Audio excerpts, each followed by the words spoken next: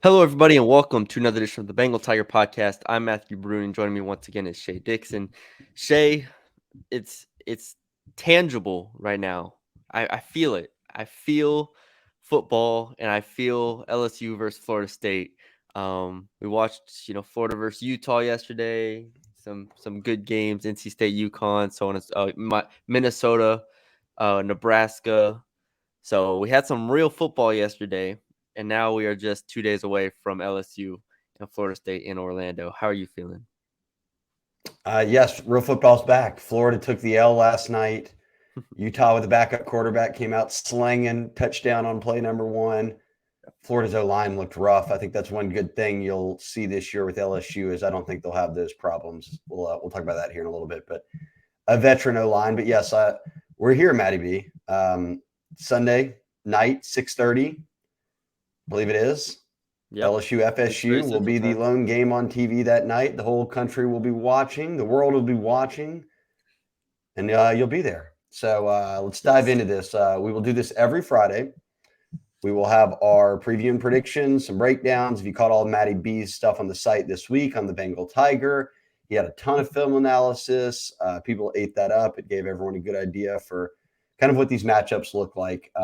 And shout out, this is Matty B, our 1 year anniversary of Yes. working for the Bengal Tiger, working it On3. So thank you to everyone for the support over the past year. And if you're not a member yet of the Bengal Tiger, it's $1 for the first month or 50% off an annual subscription.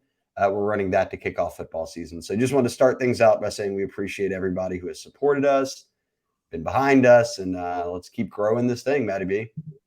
Yes. Oh, I do Let's, want to say too, before we get into this game, we did do season predictions on the site. I went 11-1 with a loss to Bama. I went 11-1, and my loss was not to Alabama. So There we you go. can get to Keep them that. guessing. We can get to that later on.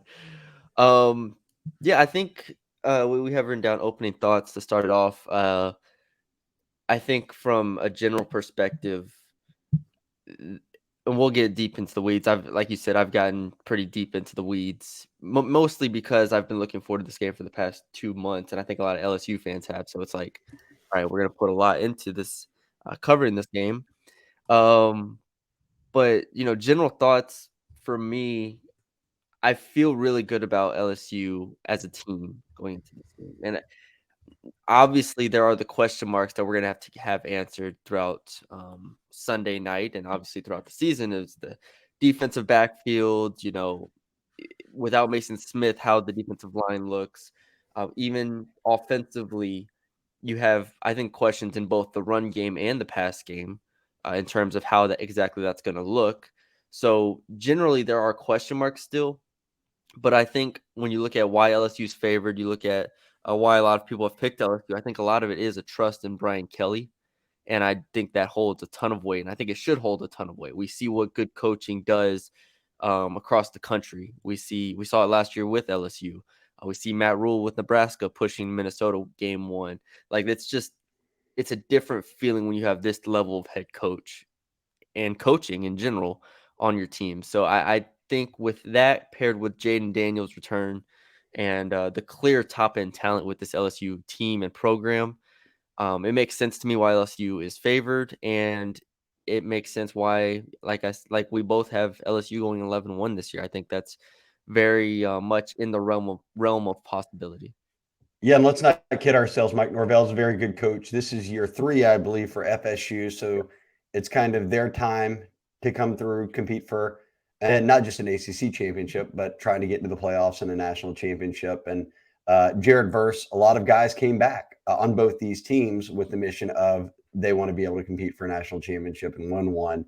Boy, the only top 10 matchup of the weekend will be a good one. These are two very good teams. We do, before we roll into this, injury report. Brian Kelly will give one every single week, including a final one on game day.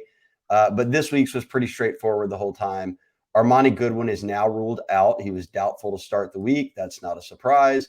Kimo Makaniole, who's a backup offensive lineman, still listed as probable, and Josh Williams still listed as probable. I'll take it probable to mean they will probably play. We'll see what Brian Yes. Kelly says as we get closer to Sunday and game day. But that's where things now stand right now. Mason Smith out, suspension. John Emery out 2 games. He'll be back for the Mississippi State game.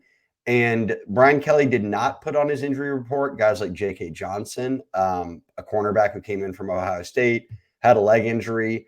Ibieta has been out. So I'm guessing that guys who are going to miss an extended period of time are not on his weekly injury Yeah. update. That's my takeaway. Yeah, and maybe he doesn't want to comment on, indefinite injuries or, long. I think he covered J.K. Johnson before, I believe. Yeah, he's mentioned it before. But like Landon Ibieta, question mark. We have Matthew Langlaw, Matthew maybe Langlois.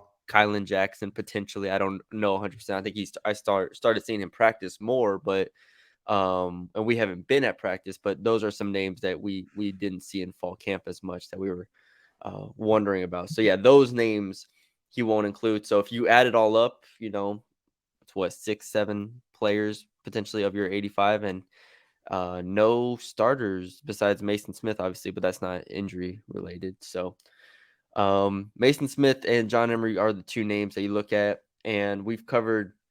I mean, like I covered Mason Smith. Where they go after Mason Smith's suspension, and we've covered it. Jacobian Guillory will step in as the starter most likely. You'll see a lot of Jordan Jefferson. You'll see a lot of Jalen Lee. I think Fitzgerald West could work his way in there as well, but that's kind of the main unit. Parashan out at defensive end. I think they like him there because of his run stopping ability.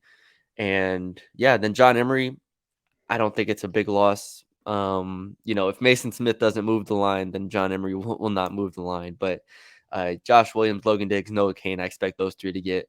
I think I said like something like 90 to 95% of the carries. I just think that they're going to be the bell cows.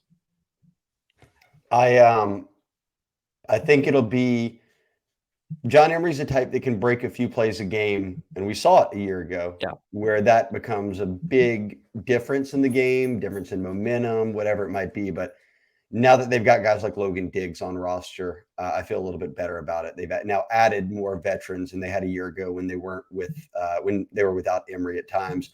I'll also now point out this is 3 seasons in a row that John Emery will not play in the opener. The second season in a row that Mason Smith obviously will be not the opener. He was there for one drive last year before he got hurt. So yeah, I do still think that revenge factor on LSU's side is something I've heard a lot about. Not they haven't talked about it publicly, but I know in the locker room these players still have that taste in their mouth of how a year ago ended, and I do think that that's something that will be on their minds in this one was that they felt like they let one slip away, especially considering how well they played later in the year compared to in that opener. But Matty B, we'll talk a little bit more about all of your film analysis you did here in a minute. But I did want to start off with this, and instead of going to every single position battle and all of that, let's just pick our top one. yeah. What is when you're talking a key to a win? What position battles do you say if LSU can win this one, they have a good shot? Yeah, there's man, I feel like I'm so deep into this game. It's like I've looked at all of this. Um, if we do start with just one position battle that and by position battle, LSU versus Florida State, how that's going to play out that decides the game. I I'm going to go back to LSU's defensive line versus Florida State's offensive line. I looked up, some Florida State offensive line stuff, watched some tape. Obviously, Mason Smith not being there changes the dynamic. You're not going to be as explosive as you would be if Mason Smith was in the game. You're not going to have those double teams that you want went from Mason Smith opening up guys like Mekhi Wingo and Savion Jones and potentially Ovia Gofu. But at the end of the day, this is still a really good defensive line. Brian Kelly has talked up Savion Jones. I think Savion Jones is going to be quite good. He was good last year, but now in a starting role. Mekhi Wingo's all SEC. I think Jacobian Guillory, this is the time for him to step up. Like the past 3 years for Jacobian Guillory have been building towards this moment, and when they need him to be really good. And then obviously you go to the jack linebacker position, and which I consider defensive line. Ovia Gofu, Braden Swinson showed flashes. Obviously they have potential. I think that that spot in particular is probably an X factor for me going into this one is if the jack linebacker spot can create some havoc we already know about Harold Perkins, but I think that spot in particular. So it's a good offensive line for Florida State. It's not great. I think they do have potential to be beat in some spots, especially adding some transfers. So that's the position battle that I'm looking forward to seeing. Yeah, and I did see that Florida State start-wise has the most experienced offensive line in the country. The Now, old, yeah, even talking to people on the FSU side, though, it's some transfer pieces. It's guys who they want to see take that next step. So, yeah, in terms of cohesiveness, I'll flip it to my end.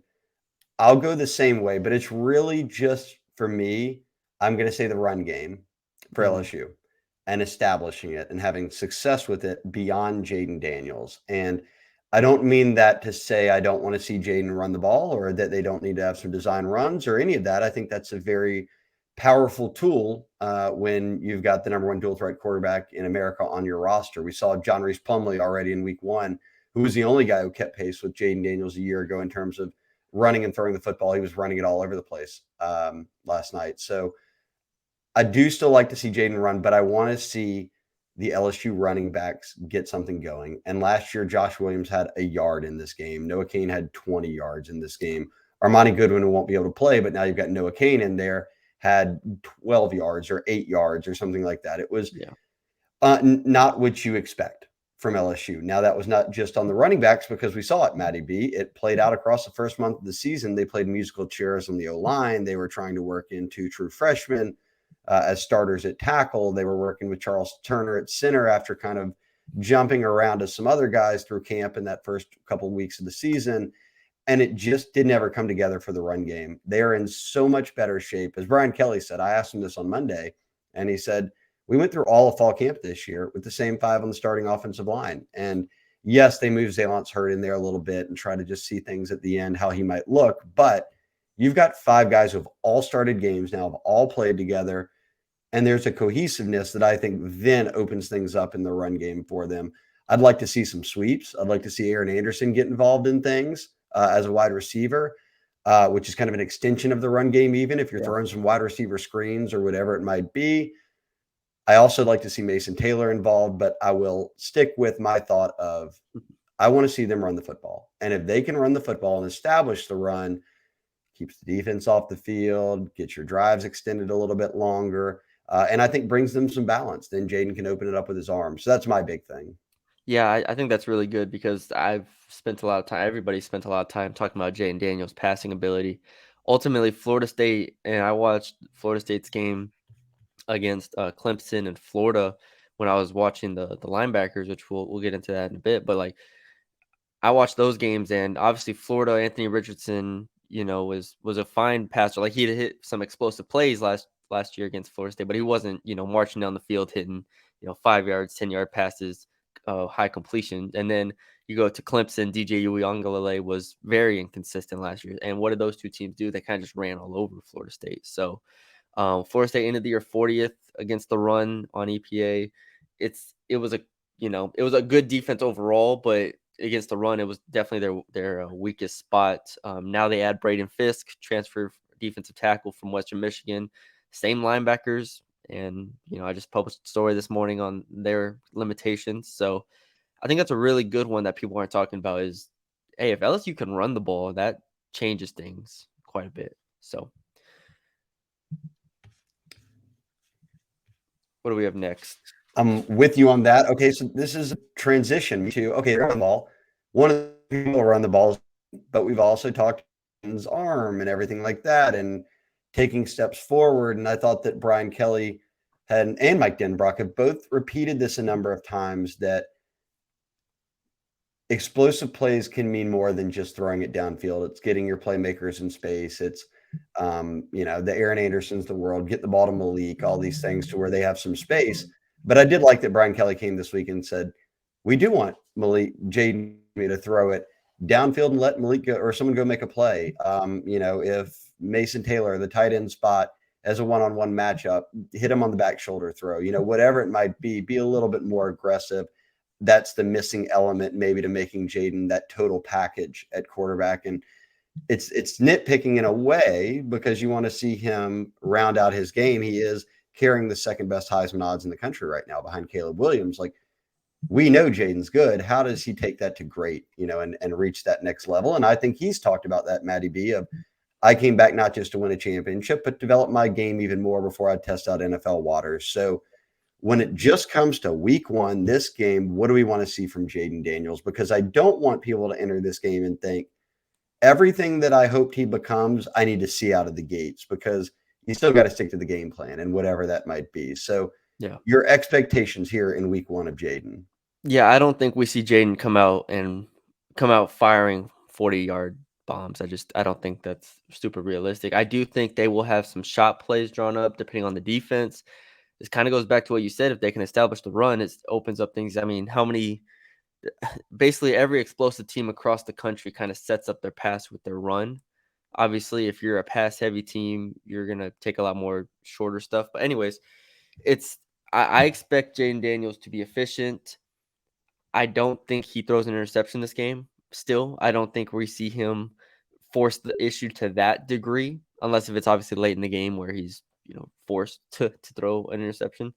Um, but ultimately, I think we see a lot more Malik Neighbors, kind of what we saw last year from Malik, and whether that's a good thing or not, I think we see him maybe with 7 catches for 90 yards. So what is that, about 12 yards of reception, 13 yards of reception? So um, I'm not sure how explosive Daniel's going to be. I can see Florida State maybe backing up a bit, but I've waned a bit on Florida State's secondary as I've continued to like just watch them in a bit. I think LSU's receivers have a good shot to create some separation in the intermediate and in the short. I'm not sure exactly how the deep ball is going to go because we haven't seen it. We haven't seen Jayden Daniels been, forced to throw the ball deep yet. So I'm not expecting, like you said, a wholesale changes.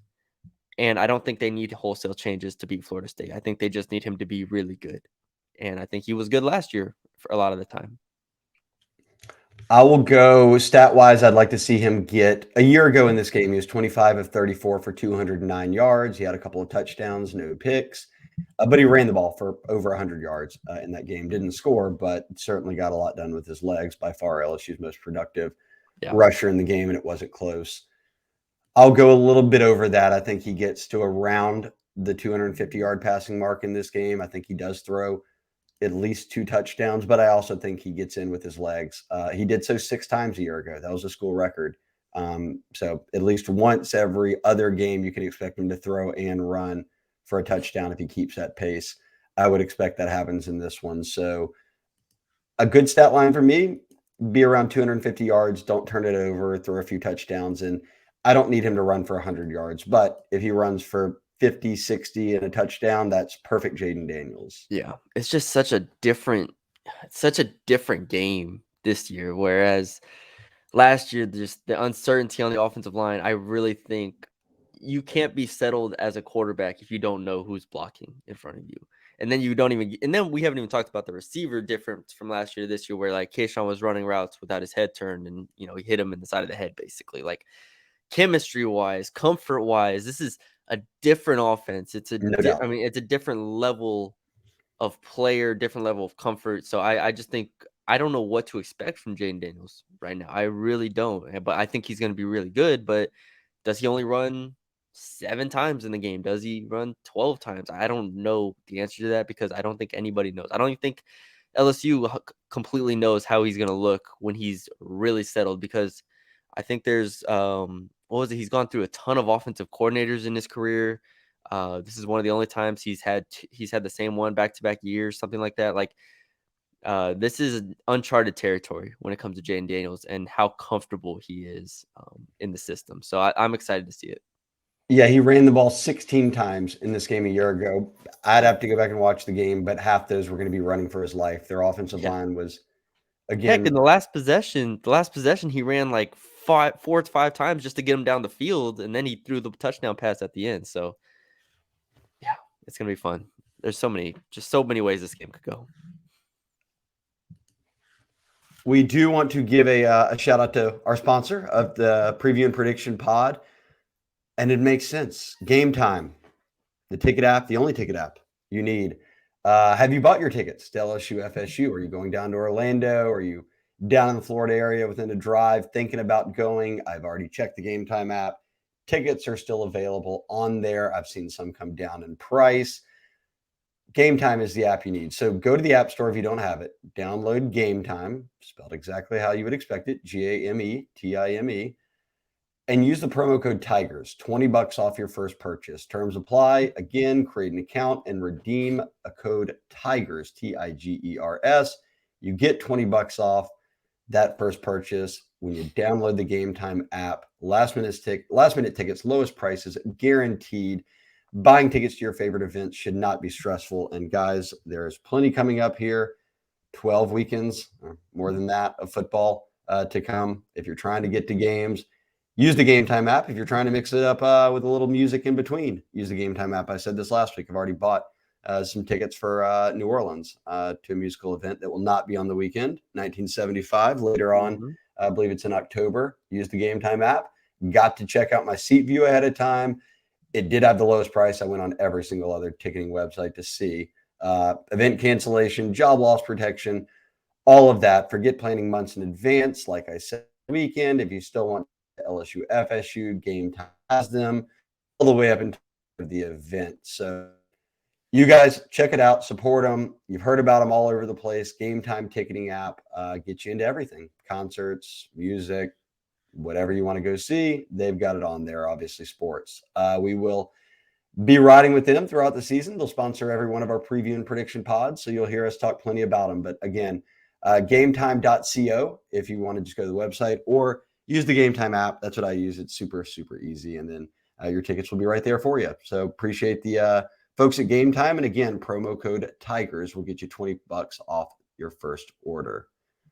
Maddie B, moving on to the back half of the pod here. And you did a great job, as always, of breaking down all kind of key maps, but pulling from both teams, showing people exactly kind of what you mean when you go through film breakdowns and what you're seeing and expecting. I am curious, though, now that you've had 2 weeks of diving into LSU FSU film for this game, what stood out the most? Like when you put it all like and you put your coaching hat on, what do you look at and say, man, that scenario right there that could sway this game? Yeah, I think the one that I posted about an hour ago is probably my favorite one because I went on War Chance podcast. I had Aslan on and everything, and there was a lot of like Florida State's main weakness is their linebackers. That is the spot where they feel like they have experience. Both of them are redshirt seniors. Like they have plenty of experience, but they both have clear limitations. They both have some holes in their game. So I went back last night and I was watching Florida State Clemson, watching Florida State Florida. I had already watched Florida State NC State, and it's like focusing in on those two linebackers to see how exactly they struggled and then how LSU can take advantage of them. Um, and I was actually kind of blown away by some of the struggles that they had in some specific areas. Y'all can go read the story on the site for all the stats, the PFF grades, all that stuff, and the video and the film stuff that Shay mentioned. But in general, they both have flaws. Tatum Bethune and Kalen Deloach both have flaws that LSU can clearly take advantage of. Deloach is more of a sideline to sideline guy, not really a get in your face, contact player. He graded out at a 59.9 overall grade last year on PFF. Like that's not good. And then you get to Tatum Bethune, who is more of a thumper, but can't guard in space and so on and so forth. So that's kind of the gist. And after seeing that, I thought, like you said, if LSU can get the run game going, run at Deloach, potentially he's not going to blow up a play. And then in the pass game, if you can get Bethune on either a one-on-one or you attack his space in a zone, I mean, I came away with that saying, all right, LSU has some real potential here if Mike Denbrock's creative to create some mismatches with the linebackers there. So I'm glad I was able to watch that and figure out how LSU can attack them because for me and I'm not a coach, and for I think I like writing these because I can kind of translate them in a way that, the casual football fan, and I'm not saying in a derogatory way, but we just watch the games, and it's hard to analyze linebackers while you're watching 22 players on the field. So I'm glad I was able to do that and analyze that, because I think LSU has some real advantages there, and I'm excited to see it. And that's the biggest difference when looking at these two teams is I love LSU's linebackers. Love them. Obviously, Omar Speights and Harold Perkins, and then you go to Florida State, and we obviously have question marks there. So I guess we'll see how valuable linebacker play really is. I think that and yes, Omar Speights and Harold Perkins, and LSU fans, if you don't know Omar Speights yet, you'll get to familiar with him this weekend. He's an Oregon State transfer, all Pac-12 guy, RIP Pac-12, Yeah, but 4-year player there, tons and tons and tons of experience. And then you've got Greg Penn, who has a lot of experience, and Matt House likes Greg Penn a lot. So you've yeah, got 3 linebackers that you trust, especially if you kind of want to move Harold Perkins around at any point. You've got 2 on the field that you feel good about. I liked I've already talked about the run game, and obviously you noted in the piece just about how at least one of these guys has struggled very mightily against the run at linebacker. But also from talking to the FSU people, I listened to your podcast this week. I did one as well. They said that their safety play leaves a lot to be desired right hmm now. And if you couple that with the linebackers, who are those the guys that will be manned up with Mason Taylor? Are those the guys that at any point these safeties draw someone from the slot or have to match up with one of LSU's receivers?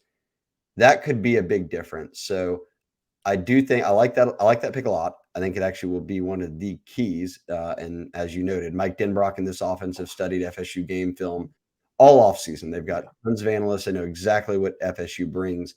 How do you attack that? I think for me, not only in the run game does that mean, and I want to see them establish it. I think this is a big Mason Taylor game. I Big game think for a tight end. yeah, I think that's a good take. I mean, because it's the linebacker, it's a safety, and we talked to Florida State people, and they feel great about their team, and they should feel great about their team. Florida State is going to be a really, really good team. Um, for LSU media people and fans and stuff, it's a different feeling probably because LSU was fifth in the country last year. They were right there on the cusp of potentially a playoff berth if everything broke right. Then they lose to A&M and so on. They were in the SEC championship game. This is expected this year for LSU to be in this position. Now we get to nitpick. Okay, shortcomings in the secondary. Question marks on the defensive line maybe if without Mason Smith. It's like we get to nitpick a little bit more, and that's where I've had to kind of go back, pull myself back a bit, and say, all right.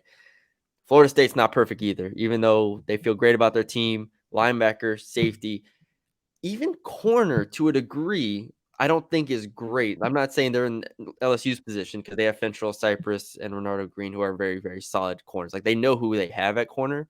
But those guys aren't, to me, they aren't, first, second round guys, or even probably top 100 guys in the NFL. I'll see about Fentrell Cypress. Maybe I'm wrong, but still, it is a team that outside of its defensive line has some question marks. So, and I've raved about the defensive line for Florida State at length. Like, obviously, we don't need to go rehash it, but everything else in the back end, there's room for LSU to score some points, and that's why a lot of people are taking the over in this game. Well, we'll get to our final score predictions. We got 2 more things to go through. First, our MVPs, Matty B. We do this each week. We'll predict an offense and defense MVP here. I can go first if you want to, and then I can Yeah, also bring in. I'll do a little cheating here. Not cheating. I'll do a little bit of mixing things up here, okay. but it comes with some good odds. I'm catching very good odds here, high odds, I should say, that this would actually pay off. So I'm not stealing your pick. Okay. My offensive MVP slash special teams MVP will be Aaron Anderson. I think that when you look at this game a year ago, and I know this is our offensive segment, but special teams wise cost them. Literally, it cost them the game. They didn't block down correctly and they missed an extra point to go to overtime with no time left. They also muffed multiple punts. They missed field goal earlier. They had some procedural stuff that was bad. it was an all-around very poor effort. I think that all that kind of the blocking, all of that will be cleaned up. You've got Damian Ramos back as your kicker. You've got I almost said Groudon, Bramblett back as your punter. It's just been a massive ongoing. I need to text Groud and tell him that he's making the podcast every week, despite not playing college football in like 6 years. Bramblett is back, Tuscaloosa native punting. All that's handled. They brought in Aaron Anderson from Bama, bring him back home. Edna Carr, player back in the day, was electrifying. More than 20 touchdowns on special teams. I'm calling for him to score a special teams touchdown in this one.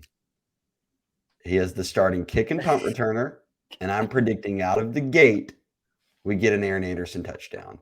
And he also plays on offense, so I think he's going to get some work in the slot. Maybe we'll see him bust a couple of plays, Oh but my. when the dust settles, I'm going to say that people will circle Aaron Anderson as being someone who made the difference in this game.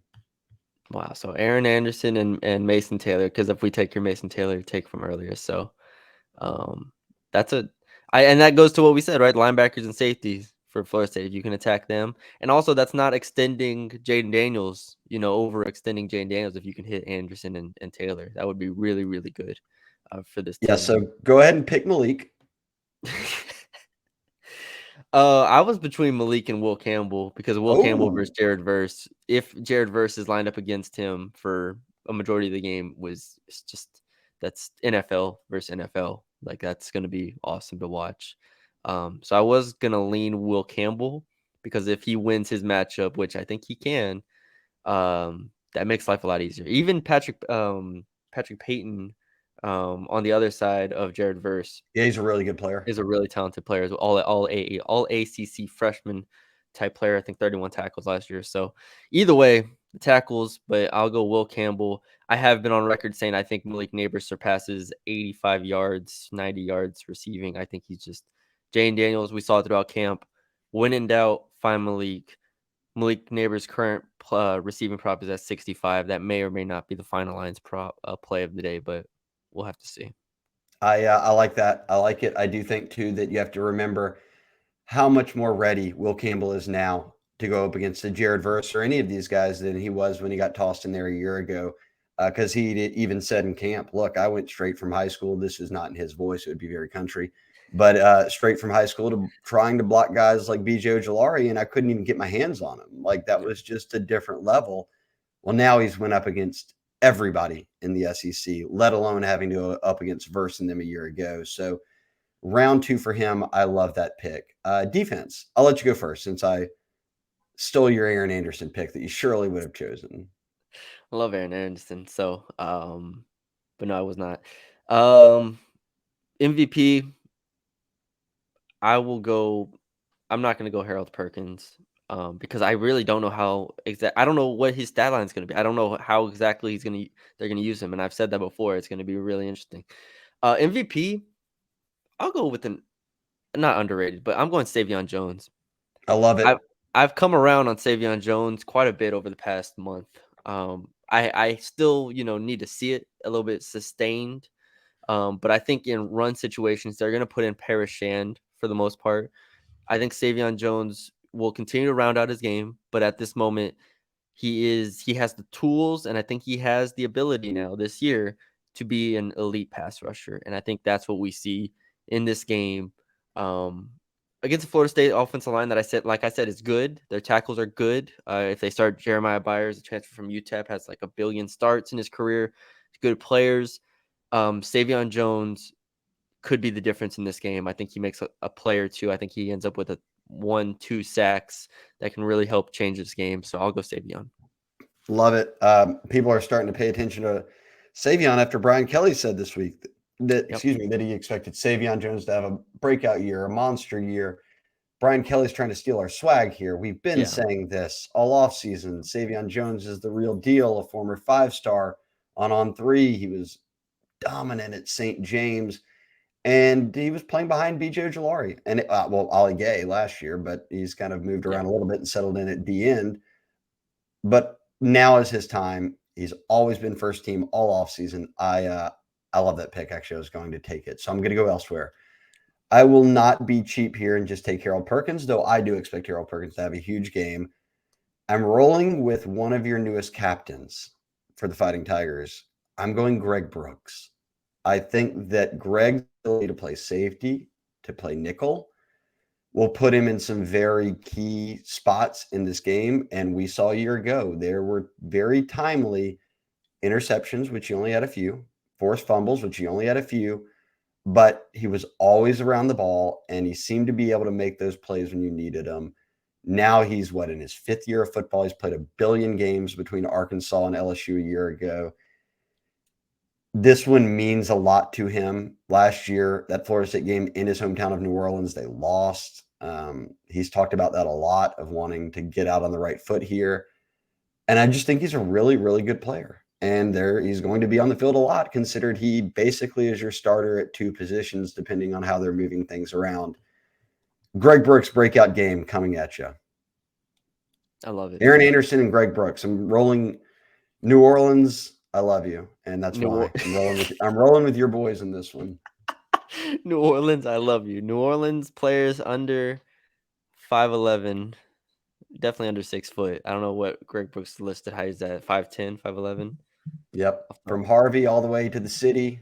I'm rocking with the NOLA guys this week. And Harold Perkinson is a NOLA guy, so if I picked him, I would have been pure 504 anyways. That's my pick though. I'm rolling Greg. When in doubt, pick New Orleans players. All right.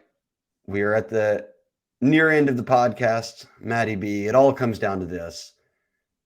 Your final score prediction. I will tell folks, LSU currently, they opened at 1.5-point favorite. They are now 2.5-point favorites, and the total opened at 58.5. It's down to 55.5. You have been screaming all week to take the over, so I'm going to presume that you are. Well, I a lot of people have been screaming to take the over. And I think it makes sense. But now, obviously, as we watch more college football, and nobody wants to be holding an over ticket, I think at right now, early in the season, with the uncertainty of how the clock's working. I was watching the NC State and UConn game yesterday, and NC State just weathered the damn clock away in the fourth quarter with like one drive, and I was like, wow, they just all right, the game's over. The new clock rules are different too. Like, people haven't talked enough about them, but if you've watched some of these games, like if you fall behind, it's tough to catch up. Oh yeah, because you don't get that like 20-second buffer every first down. You don't. It's just clock wears on you real quick. So, anyways, as far as the game goes, like I said, it's been a really, really fascinating game to try to break down. And I am not in that LSU war room where they are, obviously getting into the weeds. We don't know how Mike Norvell is looking at this game exactly. All I can do is look at it from an outsider's perspective and try to figure out how this game goes, and then take what the coaches say and go from there. In theory, I think this will be a higher scoring game. I think this could get in the 60s. Ultimately, we haven't even talked about it on here because I've talked about it so damn much. Keon Coleman, Johnny Wilson at receiver, to me, is just a ton to ask for this LSU secondary to cover. And I believe in Harold Perkins. I believe in Savion Jones to get to Jordan Travis. But I also think Jordan Travis is a really good quarterback. We haven't talked about that a ton, but that's the difference in this game to me. And I think the difference is Florida State can get one or two big plays that change the game in a way I don't know if LSU can. And that might be the difference in this one, is one bust or one Johnny Wilson 35-yard snag over fill in the blank here. Like, that's the difference to me. And I think it's going to be tight coming all the way down. I love LSU's offensive line. I think Jayden Daniels is really good. They're going to have to be better against the run. That's a point I also want to make on this podcast. Last year, it slipped my mind over the offseason how up and down LSU was against the run last year against good teams. They're going to have to be much improved in that regard, because Florida State with Trey Benson can run the damn ball. So there's just a couple of question marks for LSU here that on the defense side of the ball that I really, really struggle with going against a team with this much talent on offense, to pick them. I'm going 34-31 Florida State. And I've been on that side for probably the past couple weeks. I had that in my preseason predictions that you mentioned early in the season. I had 11-1 with the loss to Florida State. I feel worse about Florida State than I do with a matchup with Alabama at this point in the year.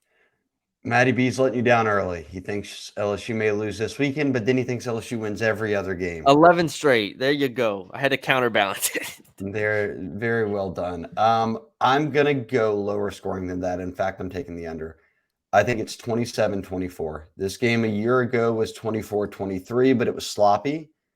I think that the offenses will be a little bit more efficient, certainly LSU this year, but at the same time, I think that the defenses will be more solid. I think both these teams have much better rosters than they did a year ago and certainly more experience. So there'll be some give and take and balance while the offenses will be better. The defenses will probably also be a little bit better as well, a little bit more equipped.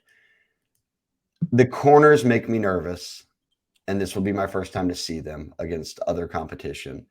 That could be a deal breaker for me when it comes to winning or losing this game, is if FSU's wide receivers, as you noted, who are very talented, are able to just sort of do what they want, because right now LSU's cornerback room is pretty uncertain. They're starting, we presume, Sage Ryan, who is a safety and has played primarily nickel, is going to be a starting corner.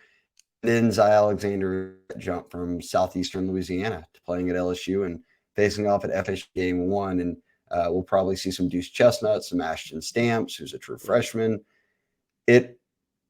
It will be interesting to see how that one plays out. But I do think LSU is a very talented team. I think they're talented enough to beat Florida State. They're favored for a reason. They're ranked higher for a reason. I'm going LSU 27-24. LSU covers the 2.5, but the over does not hit. I think that between the new clock rules, these two teams may be running the ball a good bit, feeling each other out. The game stays tight into the fourth quarter once again.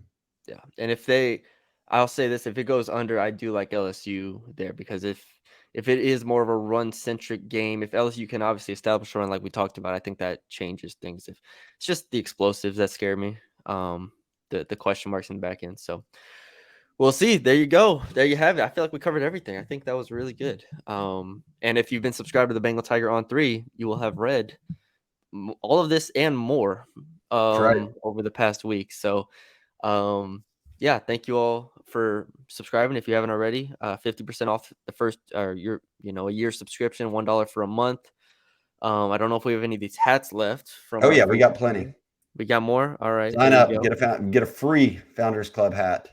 Free Founders At Club this hat. point, it's a throwback. Happy 1 year anniversary once again to us and everyone that's been rocking with us at On3 and the Bengal Tiger. We appreciate it. Same Billy obviously does as well. And let's step it up. Look, we're like the LSU football team. Year one's in the books. We did pretty well. Year two, the expectations have been raised. So Yes. buckle in, Matty B. We've got to step it up, raise the standard. Yes. So, yeah, Sunday night, 6:30 p.m. Central Time, Orlando, Florida, LSU versus Florida State, the biggest game of the opening week, one of the biggest games of the season, of the non-conference season. I mean, bar none, this is going to be an awesome game. So, tune in, be on our message board throughout the game. Thousands of posts throughout, our updates, our thoughts, all that stuff in live real time. So check that out as well. We'll have our predictions up today or tomorrow, so check those out as well. If you haven't already, subscribe to the channel, leave us a like, comment, and share.